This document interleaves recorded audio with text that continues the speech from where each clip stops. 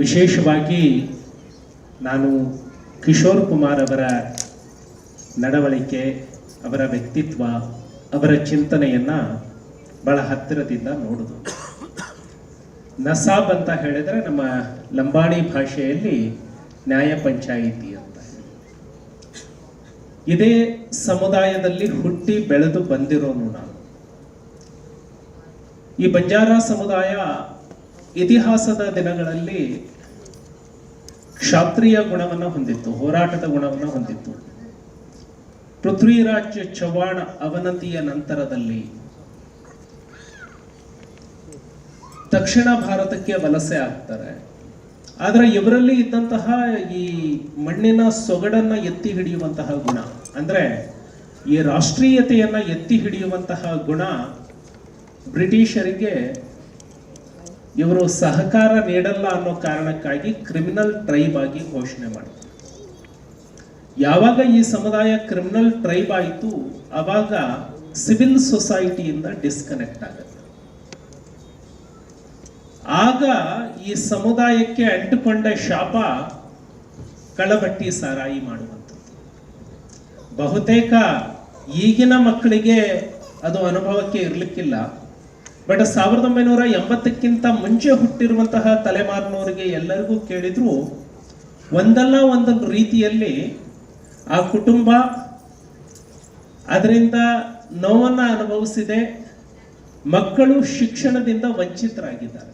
ಬಹುತೇಕ ಅದನ್ನೇ ಸ್ಟೋರಿ ಇಟ್ಕೊಂಡು ಬಂದಿದ್ದಾರೆ ಅಂತ. ಯಾಕೆ ಅಂದ್ರೆ ಕಿಶೋರ್ ಕುಮಾರ್ ಅವರು ಬೆಳೆದ ಸಂದರ್ಭ ಅಂಥದ್ದು. ಆವಾಗ ಕಿಶೋರ್ ಕುಮಾರ್ ಆಗಿ ಎಮರ್ಜ್ ಆಗುವಂಥದ್ದು ಇದೆಯಲ್ಲ, ಅದು ಅಷ್ಟು ಸುಲಭದ ಮಾತಾಗಿರಲ್ಲ. ನನ್ನ ಪ್ರಕಾರ ಆ ಜೀವನದ ಸಂಘರ್ಷದ ಕ್ಷಣಗಳು, ಅದನ್ನ ಕಿಶೋರ್ ಕುಮಾರ್ ಅವರು ಏನು ಎದುರಿಸಿದ್ದಾರೆ, ಬಹುತೇಕ 1980ಕ್ಕೆ ಮುಂಚೆ ಹುಟ್ಟಿರುವಂತಹ ಎಲ್ಲ ತಲೆಮಾರು ಅದನ್ನ ಅನುಭವಿಸ್ಕೊಂಡು ಬಂದಿದೆ ಅಂತ ನಾನು ಭಾವಿಸ್ತೇನೆ.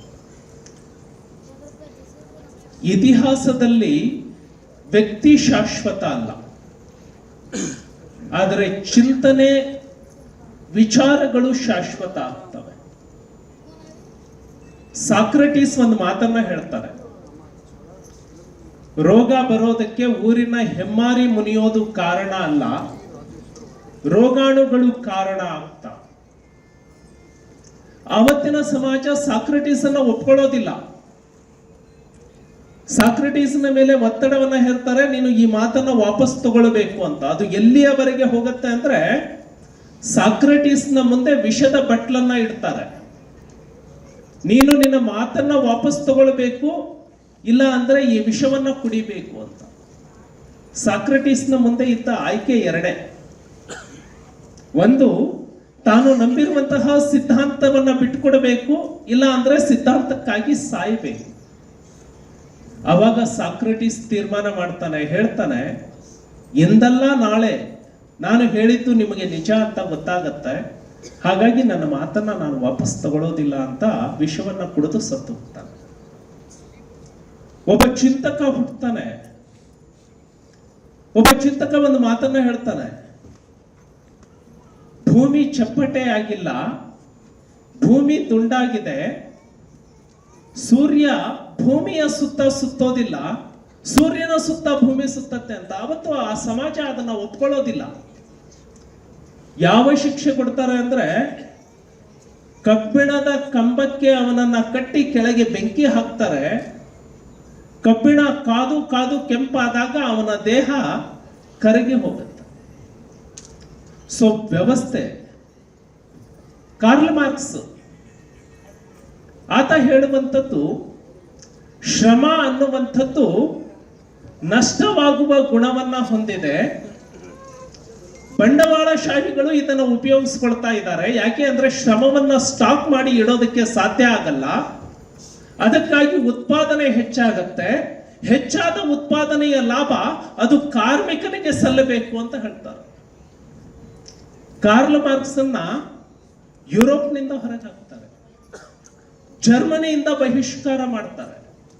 ಇವತ್ತು ಇಡೀ ಜಗತ್ತು ಮೇ 1 ಕಾರ್ಲ್ ಮಾರ್ಕ್ಸ್ ಅನ್ನ ನೆನಪು ಮಾಡ್ಕೊಳ್ಳುತ್ತೆ. ನಾನು ಯಾಕೆ ಈ ಮಾತನ್ನ ಹೇಳ್ತೀನಿ ಅಂದ್ರೆ, ವಿಚಾರಗಳು ಶಾಶ್ವತವಾಗಿ ಇರ್ತವೆ. 12ನೇ ಶತಮಾನದಲ್ಲಿ ಇದ್ದಂತಹ ಬಸವಣ್ಣನವರು ಇವತ್ತು ಇರ್ಲಿಕ್ಕಿಲ್ಲ, ಆದ್ರೆ ಬಸವಣ್ಣನ ವಿಚಾರಗಳು ಶಾಶ್ವತವಾಗಿದ್ದಾವೆ. ಹಾಗೆ ಈ ಸಮುದಾಯದ ನೋವು ನಲಿವುಗಳು ಏನಿದಾವೆ ಅವುಗಳು ಯಾವತ್ತಿಗೂ ಕೂಡ ಚಿಂತನೆಗಳು ನೆನಪಿನಲ್ಲಿ ಉಳಿತವೆ.